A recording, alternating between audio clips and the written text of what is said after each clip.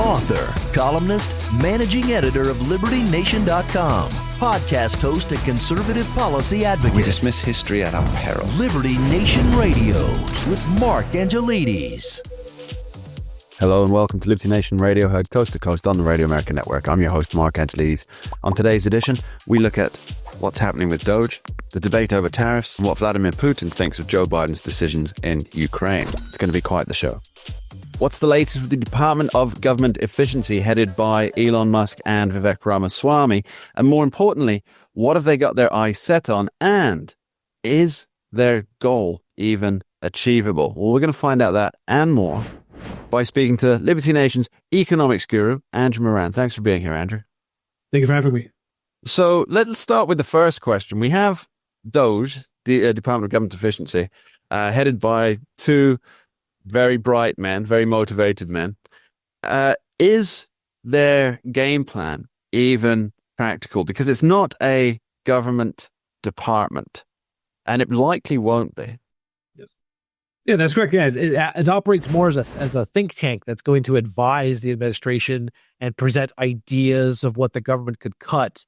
But I'm just skeptical. Maybe it's just my nature. I'm skeptical. But the fact that, you have, everyone always talks about the deep state, but you have a bureaucratic state and you have politicians who love spending money, and the government has shown very little restraint on either Republican or Democratic led to, cut the budget, rein in spending, any of this stuff. So I'm just skeptical. I mean, it's great. It's a great idea in theory, but whether or not in practice we realize remains to be seen.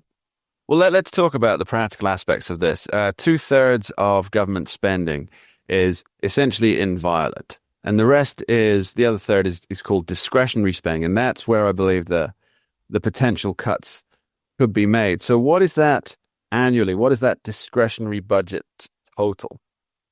It's about $3 trillion around there.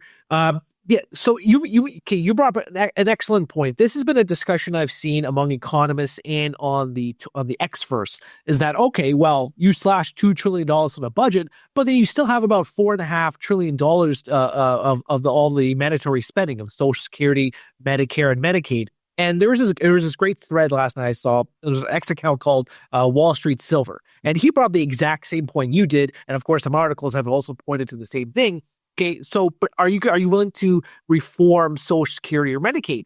And the response was just astonishing. Nearly everyone said, no, I paid into the system all my life. I want to get the benefit out of it finally. So there's going to be such hesitation, and you already see this from the incoming administration, to make any sort of cuts or reforms to these massive programs that are only becoming more expensive time goes on. I mentioned this on your show previously. If you look at the Congressional Budget Office numbers, you're seeing that Social Security, Medicare, Medicaid, all the mandatory spending is just going up and up and up. And it's going to become about $7 trillion out of the $10 trillion budget by 2034. Okay, so these things, it seems unpopular, obviously, to do anything with Medicare, Medicaid.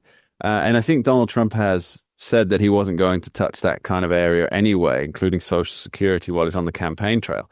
So that leaves the roughly $3 trillion.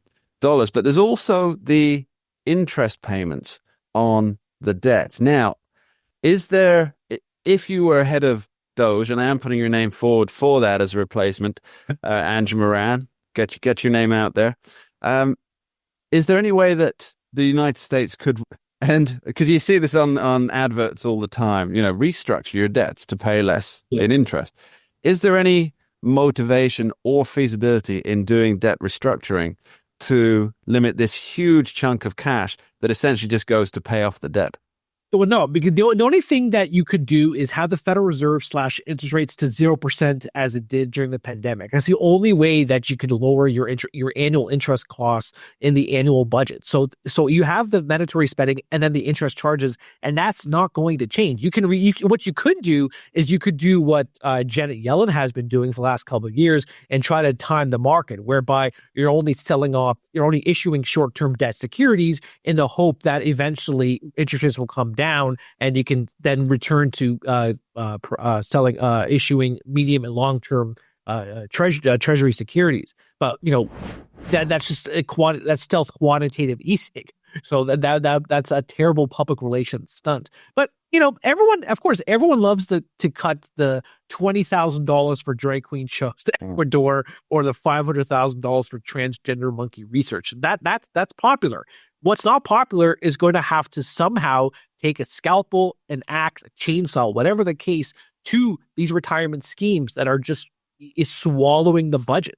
And the interest payments are only increasing as the national debt rises. Because one more thing, if you look at the treasury market, one of the primary reasons of why it has been increasing the way it has is fear that the incoming administration is going to exacerbate the country's fiscal deterioration because of all the across-the-board tax cuts and reliance on tariffs as a form of revenue generation.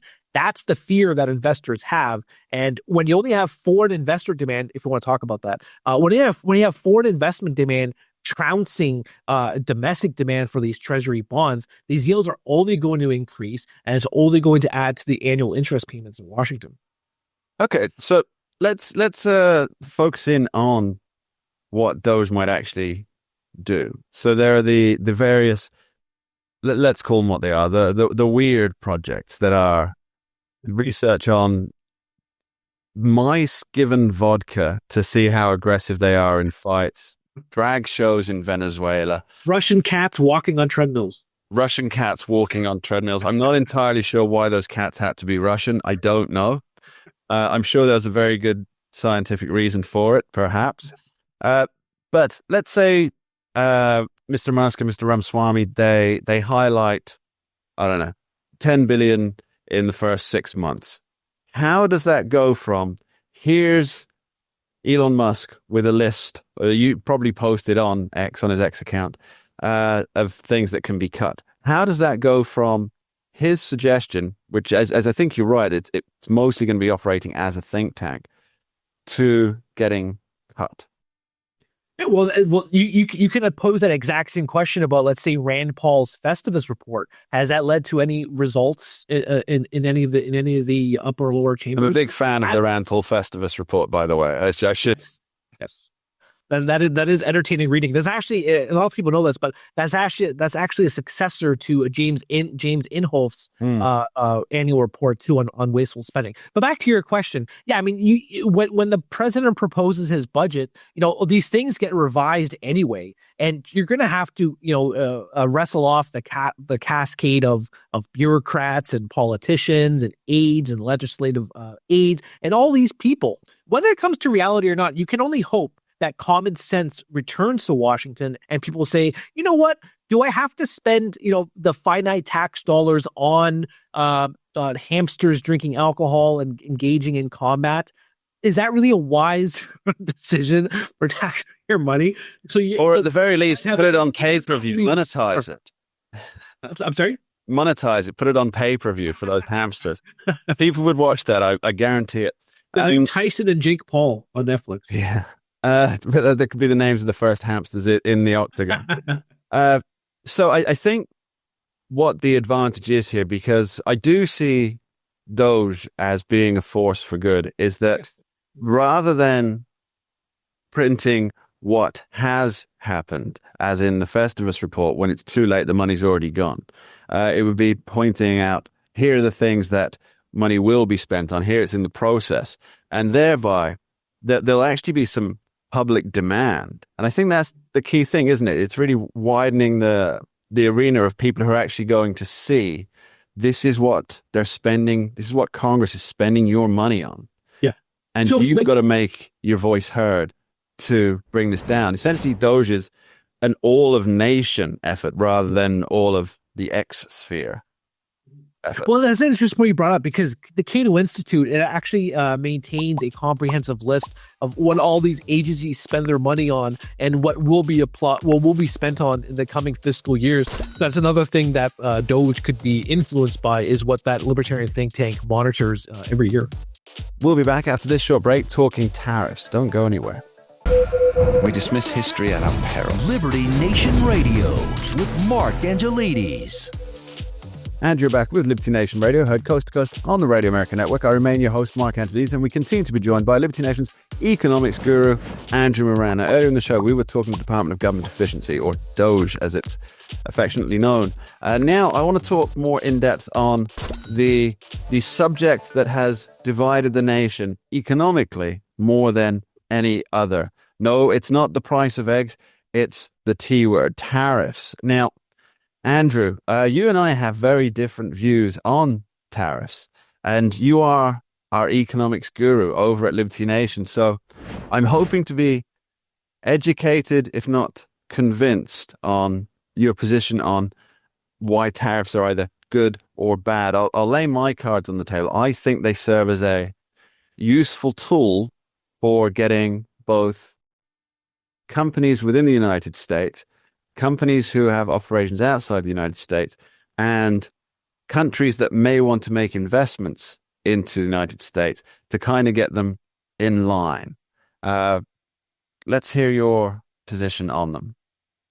Well, essentially, my position on free trade is this: if somebody wants to go into Mexico and they want to buy shirts for $1 and they want to go back into the United States and sell for $2, that's their purview. I don't like government intervening in trade. I don't like government trying to manage trade. No matter how much they call it free trade, it's still government managed trade, and that's what I disapprove of. Now, I will make a couple of concessions. I will make one is that the international trade market is completely fractured. Everyone's taking advantage of currency manipulation and the World Trade Organization rules and everything that has been started because of government. Now, perhaps from my Austrian libertarian point of view, maybe I'm naive. Maybe it's because I have this beautiful vision of everyone just exchanging goods and services without politicians. So maybe that's and Murray Rothbard looking on high, beaming at you.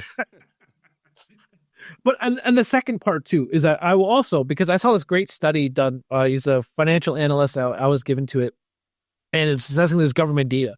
And we had a recent C5 segment by saying, how come Trump's tariffs didn't raise prices? Now, yes, they did raise prices on, let's say, washing machines. Washing machines, within months of Trump's tariffs on them, they rose about 10 to 15%. But on a wider scale of why it didn't cause inflation, it is because there were thousands of exemptions by the Trump administration at the time. So there wasn't across the board universal tariff like he is currently proposing. There was just, tariffs on specific items, which perhaps can mitigate the inflationary aspect of tariffs. Yeah, because there's the idea, and it's a correct one, I believe, that the manufacturers at some point will just add the cost of the tariffs onto the consumer. Actually, can I intervene just one period on that? That study that I referenced earlier, it actually showed that producers didn't pass on the costs onto consumers during the Trump era tariffs. They avoided doing that, maybe out of competitive nature. Maybe the tariffs were not too high. Maybe they adapted to it. But that was one of the most things I found interesting about that data, was how the producers didn't pass on the extra costs onto shoppers. Anyway, please continue. I'm sorry. Well, that's interesting. That's because I've had some. I kind of believe, from a personal point of view, I kind of believe that is true. That if you've got a company and your global supply chain incurs these new costs, then to do the best for your shareholder, which every company has an obligation to do, then they've got to either increase the prices, which will hit the consumer, or remanage their supply chains, which I think a lot of companies are looking into rather than doing that because they don't want to be out-competed in the market. So I suspect, though, that forcing companies, and I hate to force companies, I hate force in any situation, but to re-examine how their supply chains work, I suspect that can only be a long-term benefit because it removes inherent fragility in the supply chain. So we actually witnessed something along these lines during the COVID lockdowns and the issues at the ports. There is we saw that supply chains could be very, very easily interrupted. And of course, with things like medicines, for example, if it becomes cheaper to start producing medicines within the United States, I think that's got to be a net benefit, hasn't it? All right. So, following the coronavirus pandemic, there was an immediate shift by a lot of companies to start either reshoring into the United States or trying to find alternative regional markets to China. Two, since Trump was elected to office, many companies during their recent earnings calls have said, Trump's tariffs will not necessarily impact us to a greater extent because we've already recalibrated our supply chain management. And we've done a lot of insourcing already. Ralph Lauren, for example, they said that, tariffs are not going to really bother us too much because we've really diversified our global supply chain. Three, another thing too, when it comes to supply chains, one of the main shifts for a lot of companies why they went to China was because of savings on labor costs. But now that the Chinese middle class has widened, labor costs have gone higher in these foreign markets, which is why they're trying to find a place like India. But once again, India's middle class is also growing as the economy grows. So eventually, the labor savings is not going to persuade them enough to go to foreign markets. Thereby, maybe they'll go back to onshoring. Four, what I don't like is how the rights, I guess the new right, is using the nudge theory. That this was a theory put together by Cass Sunstein. He was an Obama economist, and his theory was that you can just nudge people to do certain things, nudged by the government. So what the current administration has proposed is they want to use either a lower corporate tax rate or higher tariffs to nudge companies to have manufacturing operations in the United States and ensure American jobs stay in the United States. And that's the hypocrisy that I just have incredible disdain for. So I think I addressed all those 4 points, I hope. That's a great take. You should put that into an article on the pages of libertynation.com. So at the moment, Trump's talking specifically about reciprocal tariffs, which I guess will be the first in line on his tariff rollout. Now, a reciprocal tariff essentially... tit for tat. Tit for tat. It kind of levels the playing field. Not quite at the position of a free market without any barriers, but in terms of numbers on the balance sheet, that's what it creates, isn't it? Actually, it doesn't, because you look at the first trade war that the United States had with China under Trump. That did not create a level playing field. It actually created a lopsided event, because what happened was the American farmers, they got really hurt by the tit for tat tariffs, which is why the Trump administration had to subsidize the industry, because they were devastated by China not purchasing enough soybeans. Now, a lot of the Trump administration officials say, well, we reached that trade deal with China right before the coronavirus pandemic. But even to this day, they did not meet the quotas inside of that agreement to purchase soybeans. A lot of people say, because of the public health crisis. But now, a couple years removed from the pandemic, they're still not buying enough soybeans that they said they would. So these trade agreements and these tit for tat retaliation does not create a level playing field. I know Howard Lutnick, he's the co-chair of the Trump transition team. He made that case too, by that tariffs can be used as a negotiating tool, but history suggests that does not produce the result as intended. We'll see how it all plays out, and fingers crossed that Trump can bring the art of the deal back to the tariff situation. Andrew Moran, thanks so much for being with us. Thank you for having me. We dismiss history at our peril. Liberty Nation Radio with Mark Angelides. Within days of President Joe Biden announcing that Ukraine has permission to use long-range missiles to strike within Russian territory, that's American missiles, I should point out, President Vladimir Putin of Russia has changed the doctrine on which nuclear weapons are allowed to be used. Now, who could have seen this coming besides everyone? And what is the ramification of this for the American people and indeed for the wider world? We're very fortunate to have with us Liberty Nation's national security correspondent, who has been covering the 1,000 days of war in Ukraine with more insight than pretty much anybody else in the news media. Dave Patterson, thanks for being here, Dave. Thank you, Mark. Always glad to be with you. So, Dave, to an uninformed observer, the idea that 2 months before leaving office, Joe Biden would issue an order that Putin has already pointed out, before he allowed the use of long-range American missiles to strike Russian targets within the Russian homeland, that this would be considered an escalation of US and the NATO countries. Why would he do this 2 months before the end of his administration? Well, I think that's a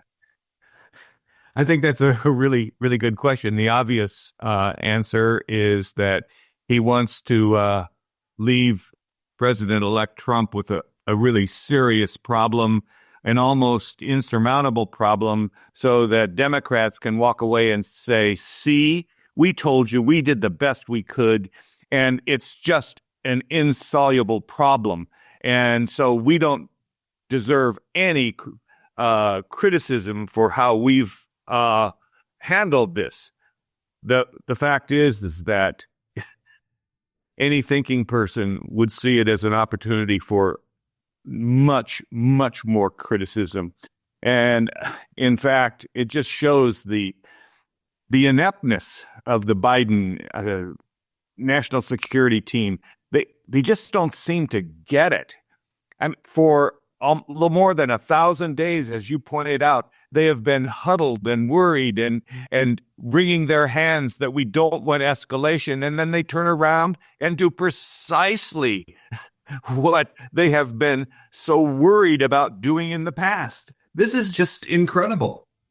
It does seem I don't want to say the word bold, because bold has positive connotations, but it's a strident move that is almost guaranteed to at least be seen by Vladimir Putin as a direct involvement and a direct escalation.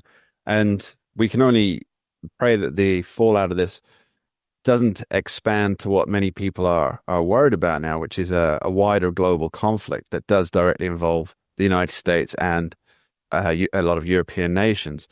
But I'm wondering if the official line, as from what I can tell, is that this was done to deter North Korean troops who are now currently engaged. I believe it's about 10,000 North Korean troops who are engaged in the wider Russian war effort from staying involved. I mean, how does that actually work? I'm failing to see the logic here. And if I may bring up 2 points that I'd like you to come back on is, one, if these missiles, these ATACMS, ATACMS, are end up killing North Korean soldiers who are engaged in prosecuting the war against Ukraine, how will that deter North Korea from becoming further involved in operations in Russia?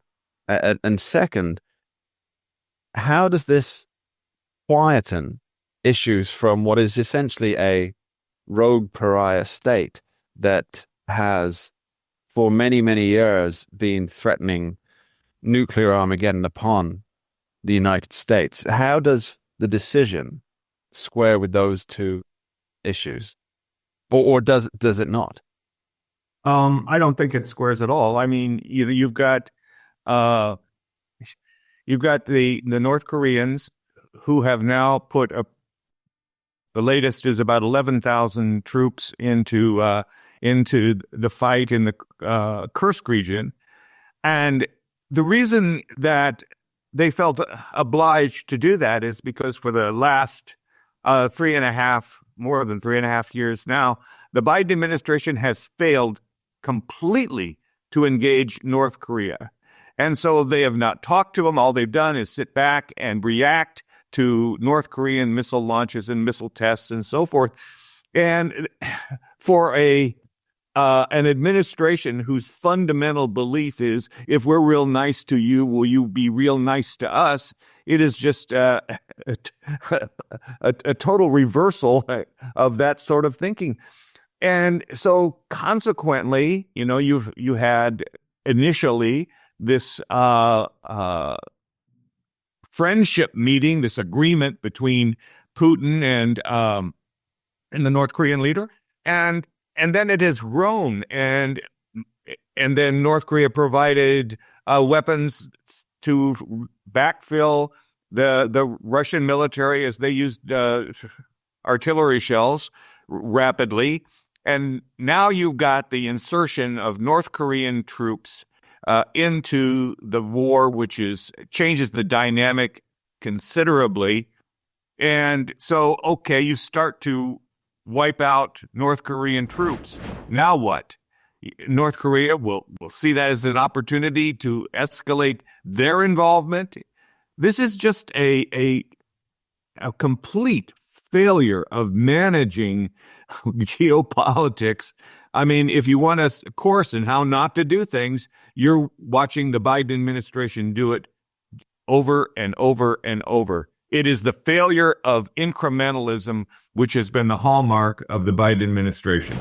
But I wonder what prompted North Korea to put now 11,000 bodies into the fight. Now, I get that being cut off from global markets, and we will get to the China question shortly, if that's okay. But I can understand why North Korea might get involved in backfilling munitions, because it's a country that's, because of its authoritarian leadership model, it can switch production to whatever is necessary at the whim of its leader.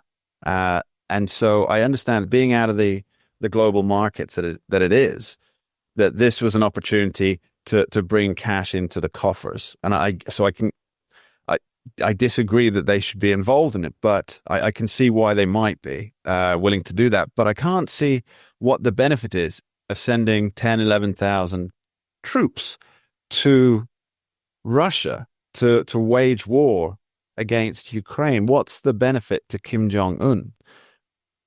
I think that if you step back and take a look at what has been happening over the last year and a half, what you've seen is this axis starting to form between Russia, North Korea, China, and Iran. Iran began the effort by providing cruise missiles and short-range missiles to Russia to use in Ukraine. It is, I think, a part of a much larger approach to the world that says, look at us. We have an alliance that can do just about what we want to do, and the United States is powerless to stop us. And then the United States tries to do something that it should have done 1,000 days ago, when Russia was reeling, and it's made the entire situation worse. Yeah, I think you're referring to the axis of resistance as that they're being built. Yes, but the axis of resistance is also a term used by Iran to incorporate its proxies in the Middle East as well. So with China, we really should discuss this, because nothing in North Korea happens without the nod from Beijing. So why are we not? You wrote a fantastic piece on the pages of libertynation.com about Joe Biden's farewell visit with Xi Jinping, and how it was really just a game of politico speak. That's the right way to say it.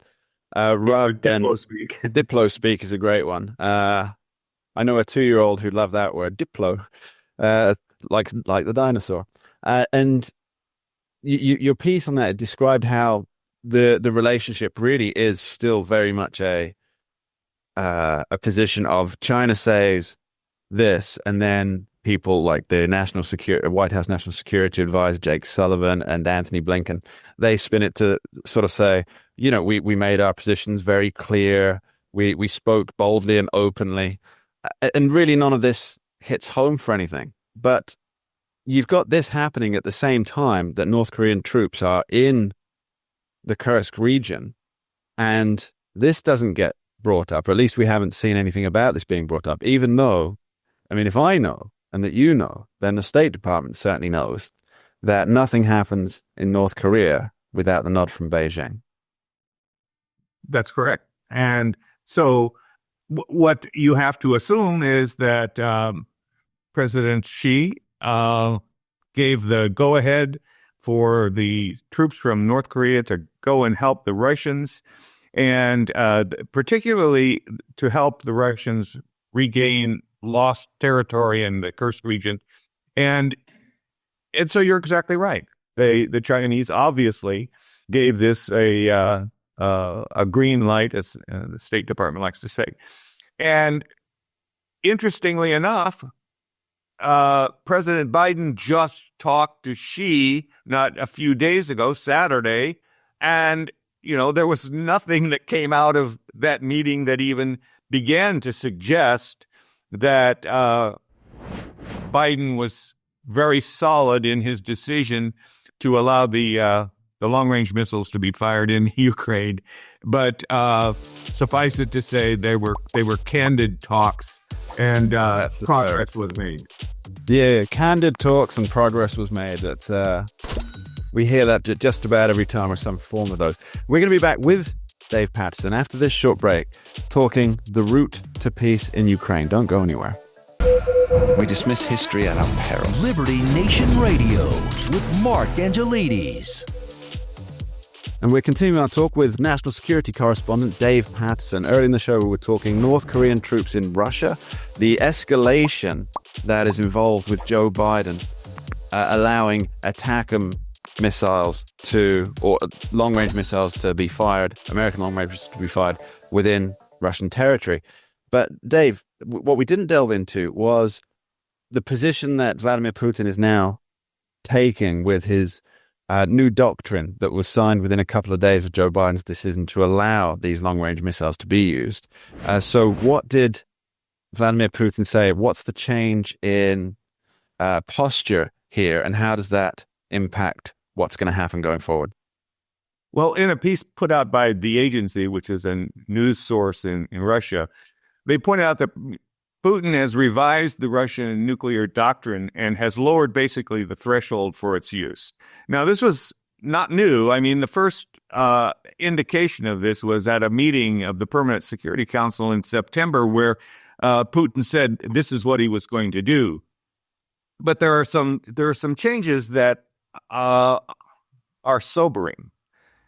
States that provide their territory and resources for preparation and implementation of aggression against Russia, well, now they can be considered a potential adversary against which they refer to the use of nuclear weapons as nuclear deterrence is carried out, which we see that as illogical. Nuclear deterrence normally causes you not to use nuclear weapons. They have a different point of view.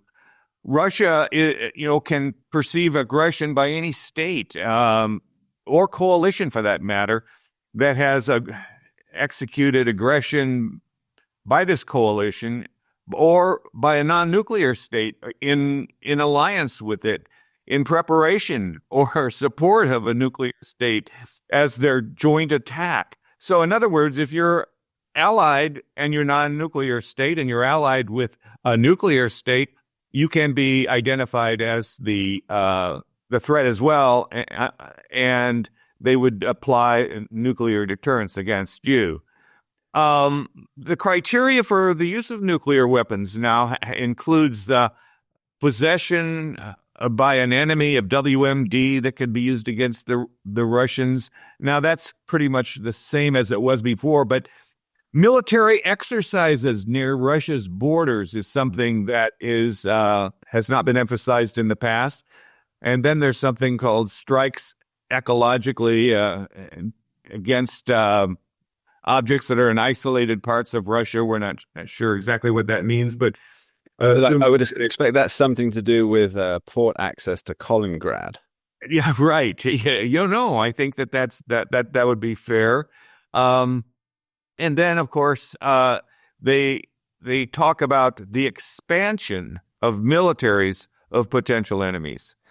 So, they cast a wide net here, and which has lowered the threshold for them to use nuclear weapons. They don't make a distinction between strategic and tactical, but rather just lump it under nuclear deterrence, which is a little bit scary. But they also include Belarus And they include Belarus if an enemy uses conventional weapons. That would be justification for the use of nuclear weapons. So Putin has expanded his reasons for using nuclear weapons, and all as a consequence of the allowing Ukraine to use the tactical long-range missiles. And the one other thing I think is important, that there's a change in Russia's definition of attack with conventional weapons, and it simply used to be threatening the very existence of the state, which is, kind of a high bar. But now it talks about critical threat to sovereignty and territorial integrity of both Russia and Belarus. Now, I'm going to assume that Vladimir Putin doesn't want to engage in nuclear tit for tat, as it were, because that it's called mutually assured destruction, MAD, for a reason, and I wonder if part of this new doctrine is to put the rest of the world on notice that whatever strategy you had before to deal with us, to contain us, is no longer going to be applicable. I need you reeling and trying to figure out how to reset everything that you're doing in a form of, I guess you'd call it one-upmanship for strategic ambiguity, in the hopes that the world governments, the world militaries and security advisors will be spending too much time trying to figure out what they can now do without risking further escalation, hopefully. But at the same time, that's going to tie them up from actually doing anything concrete to aid the Ukrainian war effort. Does that sound about right? Yeah, I think that may be the gambit that Putin is playing here. And of course, it's a trap, right? Yeah. So, okay, we're not changing. We've always had this strategic ambiguity about launch on morning, and we're not changing. So, whatever you guys do, we're quite pleased with the way mutually assured destruction has worked in the past. We don't see any change in your weaponry. They're the same. It's just you're lowering a threshold for use. But at the same time, we have never recognized your threshold anyway and have our own as to whether we'll use nuclear weapons or not. And our criteria has not changed. One final question for you, Dave, just a quick one. In terms of orders of magnitude, how much more difficult will this be for Donald Trump to pursue a peace plan? Well, it makes it a lot more complicated for him. But at the same time, I think that people have kind of looked at this through a soda straw. And he comes in and says that, well, we're not negotiating just for the land that you've seized. We're negotiating for a lot more. We're going to broaden this negotiation, and we're going to bring in energy and the gas pipelines, and we're going to bring in all the sanctions, and we're going to bring in all these ancillary things that you might like to see Russia reduced, and they're part of the deal. It's not just Ukraine. And those are the chips we bring to the table also, and so you need to be aware of that. An holistic approach to nuclear war. Dave Patterson, thanks ever so much for being with us. Happy to be with you, Mark. And that's all we have time for on this week's edition of Liberty Nation Radio, heard coast to coast on the Radio America Network. Please remember, Liberty Nation does not endorse candidates, campaigns, or legislation, and this presentation is no endorsement. I'd like to thank our guests, Dave Patterson and Andrew Moran, for joining us, and of course extend my gratitude to you, the listeners at home, for taking the time each and every week to tune in and join us here on the show. Thanks for being here. We dismiss history at our peril. Liberty Nation Radio with Mark Angelides.